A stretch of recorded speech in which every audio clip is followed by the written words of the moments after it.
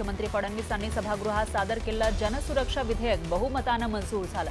महाराष्ट्र विशेष जनसुरक्षा विधेयकाचा कोणताही दुरुपयोग होणार नसल्याची ग्वाही मुख्यमंत्र्यांनी दिली। शहरी माओवादाला आळा घालण्यासाठी विधेयक आणल्याचं मुख्यमंत्री देवेंद्र फडणवीस यांनी स्पष्ट केलं।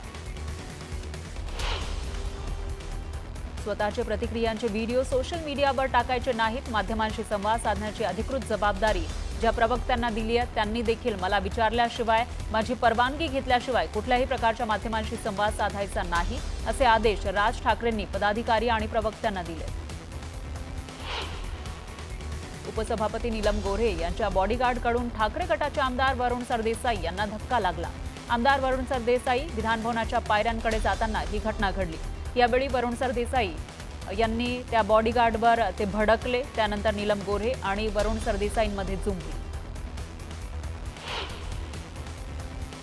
संदीप सांगवेंनी जुन्या तारखा टाकून लाखो रुपये उचलत शेकडो फाईल मंजूर केल्याचा आरोप भाजप आमदार संजय उपाध्याय यांनी केलाय। शासनाच्या तिजोरीचं मोठं नुकसान केल्याचंही त्यांनी सांगितलंय। संदीप सांगवे प्रकरणावरून सभागृहात जोरदार राडा झाला। मुंबई शिक्षण उपसंचालक संदीप सांगवेंचं अखेर निलंबन करण्यात आलं। या प्रकरणाची एसआयटी गठीत करून चौकशी केली जाणार आहे। राज ठाकरे 18 जुलैला मीरा भाईंदरला जाणार आहेत। मनसे आणि मराठी संघटनांच्या मोर्चानंतर राज ठाकरे मीरा भाईंदरचा दौरा करणार आहेत। भाजप खासदार निशिकांत दुबेंनी पुन्हा गरळ ओकली आहे। आजही बोलतो पटक पटक के मारेंगे असं म्हणत निशिकांत दुबे त्यांच्या वक्तव्यावर ठाम असल्याचं दिसून आलं। त्यानंतर त्यांनी मराठीत एक ट्विट करून आपल्या वक्तव्याचा चुकीचा अर्थ घेतल्याचं सांगितलंय। भाजप खासदार निशिकांत दुबेंचं मुंबई कनेक्शन समोर आलंय। दुबेंचा मुंबईच्या खार परिसरामध्ये कोट्यावधींचा फ्लॅट असल्याची माहिती समोर आली। अनिल परब आणि शंभूराज देसाईंमध्ये जुंपली। देसाई मंत्री असताना गद्दारी करत होते असा आरोप अनिल परब यांनी केला। तर गद्दार कोणाला बोलतो, बाहेर ये, तुला दाखवतो असं म्हणत देसाईंनी परबांना प्रत्युत्तर दिलं। सामाजिक न्याय मंत्री संजय शिरसाट यांना आयकर विभागानं नोटीस बजावली। नोटीसीमध्ये शिरसाटांना आर्थिक व्यवहारासंदर्भात विचारणा करण्यात आल्याची माहिती खुद्द संजय शिरसाट यांनी दिली। माजी पोलीस आयुक्त परमबीर सिंग यांना सीबीआयकडून क्लीन चिट देण्यात आली आहे। मविया सरकारच्या काळात परमबीर सिंग आणि इतर पोलीस अधिकाऱ्यांवर गुन्हे दाखल करण्यात आले होते। शहापूरच्या शाळेतील आणखी 3 शिक्षकांना अटक करण्यात आली आहे। शाळेत पाळी आल्यानं मुलींची कपडे काढून तपासणी करण्यात आली होती। या प्रकरणी आतापर्यंत 11 जणांना अटक करण्यात आली। मतदार यादीमध्ये आधार कार्डचा समावेश करण्याचा विचार करा असा सल्ला सुप्रीम कोर्टानं निवडणूक आयोगाला दिलाय। दरम्यान निवडणूक आयोगानं यावर आक्षेप घेतला। देहू रोड वगळता राज्यातील सर्व कंटोनमेंट विलिनीकरणासंदर्भात तत्वतः मान्यता देण्यात आली आहे। खडकी आणि पुणे कंटोनमेंट पुणे मनपामध्ये विलीन होणार आहे, तर देवळाली, कामठी आणि भिंगार स्वतंत्र नगर परिषद होणार आहे। मीरा भाईंदरचे पोलीस आयुक्त मधुकर पांडे यांची बदली करण्यात आली। नितेश कौशिक यांच्याकडे मीरा भाईंदरच्या पोलीस आयुक्त पदाची जबाबदारी देण्यात आली आहे। यामुळे नागरिकांनी आनंद व्यक्त केला। कल्याणमध्ये डेंग्यूचा पहिला बळी केलाय। कल्याण डोंबिवली महापालिका हद्दीत गेल्या 2 महिन्यांमध्ये डेंग्यूचा 35 रुग्णांची नोंद झालेली आहे। यातील विलास म्हात्रे या इसमाचा डेंग्यूमुळे मृत्यू झाला। दरम्यान पालिका प्रशासनानं कोणतीही उपाययोजना न केल्याचा आरोप करत महापालिका मुख्यालयात प्रतिकात्मक आंदोलन करण्यात आलं। उल्हासनगरमध्ये एका मोबाईलच्या दुकानावर दगडफेक करत दुकानातील मोबाईल फोडण्याचा प्रकार समोर आला। ईएमआयवर मोबाईल न दिल्याच्या रागातून तरुणांनी राडा घातला। या प्रकरणी हिललाईन पोलीस ठाण्यात गुन्हा दाखल झालाय। बदलापूर जवळील कासगाव परिसरातील आरोग्य केंद्र बंद असल्यानं रुग्णांना नाहक त्रास सहन करावा लागतोय। आरोग्य केंद्रामध्ये उपस्थित नसणाऱ्या कर्मचाऱ्यावर कारवाई करण्याची मागणी करण्यात आली आहे। यानंतर एक ब्रेकिंग न्यूज आहे। शहापूरच्या एका शाळेमध्ये टॉयलेटमध्ये रक्त आढळल्यानं 10 ते 12 विद्यार्थिनींचे अक्षरशः कपडे काढून तपासणी केल्याचं धक्कादायक प्रकरण समोर आलं होतं आणि त्यानंतर एकच खळबळ माजली। या प्रकरणामध्ये 8 जणांवर गुन्हा दाखल करण्यात आला आहे। यापैकी 5 जणांना अटक करण्यात आली आहे। तर माधुरी गायकवाड या मुख्याध्यापिकेसह प्रज्ञा, नेहा, प्रिया आणि स्नेहा या सहाय्यक शिक्षिकांना सुद्धा अटक करण्यात आली आहे।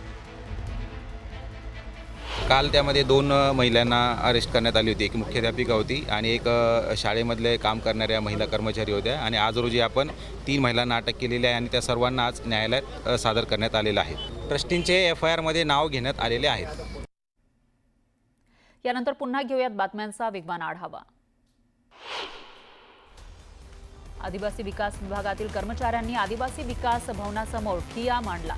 पोलिसांनी आंदोलनाला परवानगी नाकारली होती. त्यानंतर आक्रमक झालेल्या कर्मचाऱ्यांनी ठिय्या मांडत आदिवासी विकास भवनमध्ये प्रवेश करण्याची मागणी केली. वाशिमच्या सामोठाणा गावात स्मशानभूमी नसल्यानं गावकऱ्यांनी प्रेत ग्रामपंचायतीमध्ये ठेवत निषेध नोंदवला. तातडीनं स्मशानभूमी देण्याची मागणी या गावकऱ्यांनी केली. परभणीमध्ये विविध मागण्यांसाठी स्वाभिमानी शेतकरी संघटनेनं आंदोलन केलं. शेतकऱ्यांचं रखडलेलं अनुदान तातडीनं देण्याची मागणी यावेळी करण्यात आली. धुळे जिल्ह्यात पुराच्या पाण्यातून मोटारसायकल नेणाऱ्या तरुणाला महागात पडलं. दुचाकीस्वार वाहून जात असताना परिसरातील नागरिकांनी धाव घेत बचाव कार्य करत दुचाकीस्वाराचा जीव वाचवला. यवतमाळ जिल्ह्यामध्ये पावसानं जोर धरलाय, त्यामुळे नदी नाल्यांना पूर आला. या पावसामुळे वर्धा आणि खुनी नदीला पूर आला. वर्धा नदीच्या पुलावरून पाणी वाहत असल्यानं राळेगाव ते वरोरा मार्ग वाहतुकीसाठी बंद झाला, तर पाटण बोरी मार्गही वाहतुकीसाठी ठप्प झाला. चंद्रपूर जिल्ह्यातील ब्रह्मपुरी विभागात सततच्या पावसामुळे लहान मोठे 20पेक्षा जास्त मार्ग बंद आहेत. दुसरीकडे आरमोरी मार्ग पुराच्या पाण्यानं वेढलाय, त्यामुळे गडचिरोली जिल्ह्यात जाणारे मालवाहू ट्रक मोठ्या संख्येनं अडकले. अमरावती रेल्वेच्या ढिसाळ कारभाराचा नागरिकांना फटका बसलेला आहे. भुयारी अंडरपासमध्ये मोठ्या प्रमाणात पावसाचं पाणी साचलं. अंडरपासमध्ये अडकलेली अँब्युलन्स ट्रॅक्टरच्या सहाय्यानं बाहेर काढण्यात आली.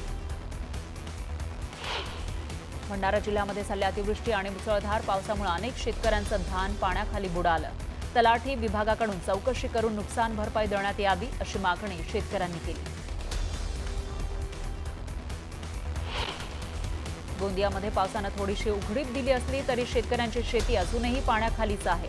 रोवणी केलेले पर्हे वाहून गेले, तर काही ठिकाणी तळे फुटल्यानं पाणी शेतात साचून आहे, त्यामुळे शेतकरी चिंतेत आहे.